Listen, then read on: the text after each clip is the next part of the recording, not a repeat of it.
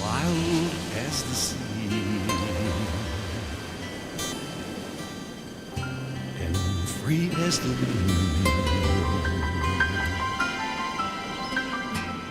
sharing a breeze, just like a friend.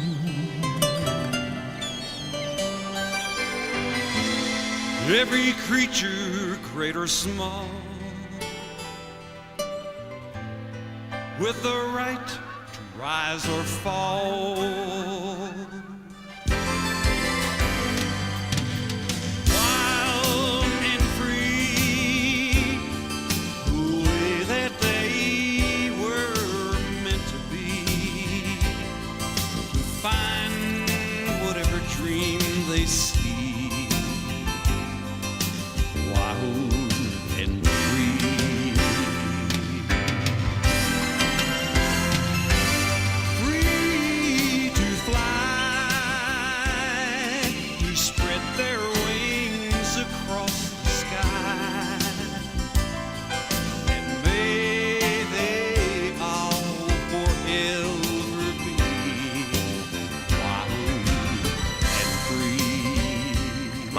Okefenokee Joe.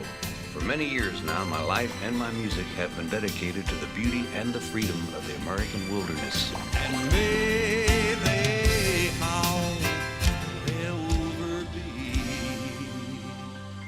wild and free. Come join me and be wild and free. We'll explore a place that belongs to you and to me. And I'll bet you've never been there before. It's a unique part of 661 million acres of public wilderness lands in America. The Okefenokee Swamp nestles deep in southern Georgia. Its 700 square mile area is a patchwork quilt of habitats for plants, birds, and animals, open prairies, pine-covered islands, cypress bays, and sparkling lakes. It's beautiful, sensuous, and solitary. A refuge for wildlife and for man. This rare and special place was once my home. I have some secrets to share, so come join me as we explore the land of the trembling earth.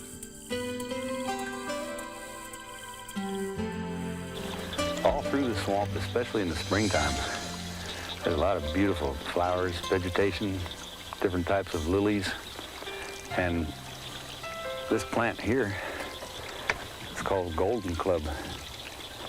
Pretty white stalk with a yellow flower. Some people call it never wet, and they call it that because even though the leaves are in the water, when you bring them out of the water, they don't look wet. Never wet. And you know, almost every plant, every tree in the swamp has some use, either as medicine, tinder, firewood, shelter, clothing, food. This plant here is an excellent food source. As these stalks turn purple, the yellow ends begin to develop seeds, which later on look like this. They turn a blue-green. You can take these seeds and dry them out real good and cook them just like you would peas. You have to cook them at least 45 minutes in several changes of water, but they're just as good as peas. None of the species in the Okefenokee is unique, but there are few places in the world where you can see so much variety as here. On a warm day like today, the air is electric with the calls and the activity of the birds, the amphibians, and the insects. Over 200 species of birds are found here, and in the springtime, all of them are actively competing for mates and nesting sites. The red-winged blackbirds throw themselves into a frenzy.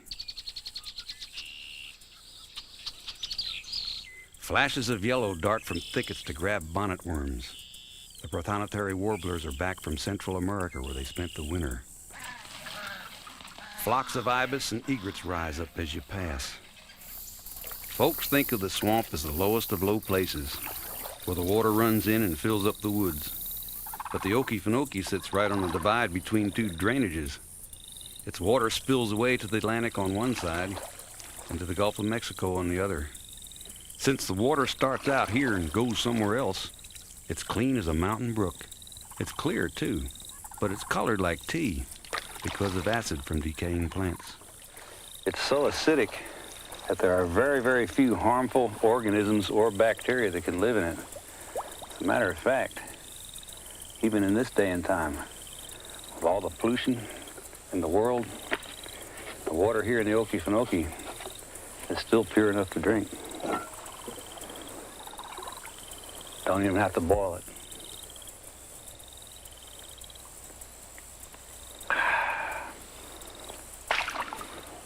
Swamp water. As the day warms, the cold blood of the reptiles warms too. A pair of anoles are discovering the joys of spring. Some people mistakenly call them chameleons because they can change color to match their surroundings. It's not always easy to distinguish frog and toad species by sight because their colors may vary by habitat and some of their clearest markings are underneath. But their calls are as varied and distinct as our faces. The narrow-mouthed toad sounds like a sheep.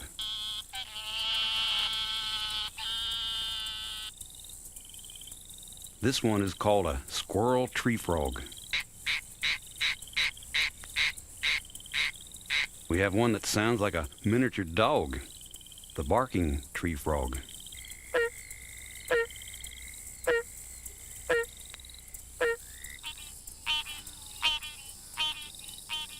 The green tree frog sounds to me like a rusty gate. And this one is called the bird voice tree frog. You can travel right through the Okefenokee and not see a single snake, but you're bound to see gators. Spring is when they emerge from their winter dens to practice basking. It sure takes a lot of practice. They're fascinating creatures. It's not surprising so many myths have grown up about them, but the facts are just as interesting as the myths. Gators probably live about 50 years on average in the wild. Considering their brains are the size of a poker chip, they've always seemed pretty smart to me. Their best sense seems to be their hearing, but they also detect their prey by sight and smell, and with special sensory receptors on the sides of their jaws. They have 70 to 80 teeth with built-in replacements, which they use to crunch their food rather than chewing it. The closing power of those jaws is tremendous, but the opening power is weak. A man could keep the average gator's mouth closed one-handed, but don't ever try it. That's not being swamp-wise. It's true that a man can find everything he needs in the forest. If you got an earache, all you need to do is find some yarrow. If you need some vitamin A, just boil up some young pine needles. If you're looking for vitamin C, cook up some dandelion leaves. And if you got a headache, find yourself a willow tree. The inner bark and the leaves of most of our willow trees have got the same properties that modern-day aspirin has. Just get the inner bark like that and it helps.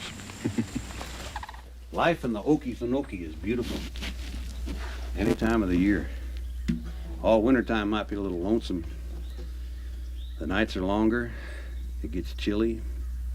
A lot of the leaves have fallen from the trees, the world's looking brown. A lot of the animals are dormant. I call it the wintertime truce.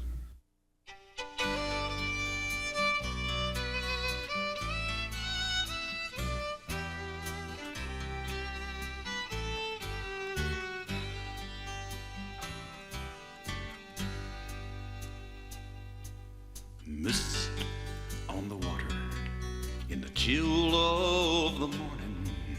The long days of summer are gone. December has come to the Okefenokee, the winter time time truce is now on. The maiden cane died and the gators are hiding. So much of the world has withdrawn. No sound at night now, except when the wind blows or a barred owl gives out with its song.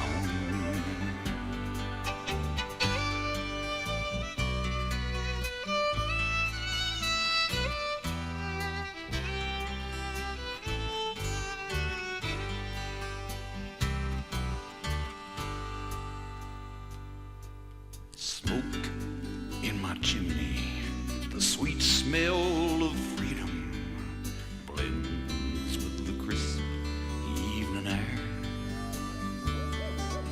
The deer are all dressed in their gray winter coats now. The bucks without antlers look bare. High in the sky, the bald limbs of cypress, the Spanish moss hangs so forlorn. The wintertime truce will prevail in the swampland till spring, when all things are reborn. The wintertime truce has silenced the swampland till spring, when all things are reborn.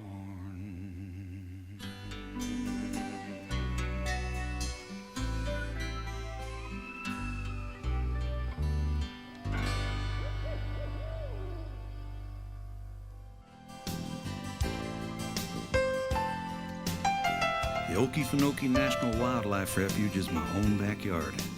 But it's not the only place I belong to, or the only place that belongs to me. Every man, woman, and child in America owns over 2.5 acres of public land. That's the way it averages out. We're going to explore all of it together and see what we've got. We start here in the swamp, but our destination is all the wild and free country in all of America. We'll meet the critters, we'll get to know the flowers and trees firsthand. We'll listen to the birds and frogs and all the sounds of the forest. The best kind of country music ever made. We'll meet the special people who live on the land and know it best. We'll see sights and scenes that will warm our hearts forever and put us in tune the way we're meant to be with the natural world all around us. That's what wild and free is all about. Nothing fancy, nothing phony. Just you and me and the land and the way we all belong to each other. Time to move on now.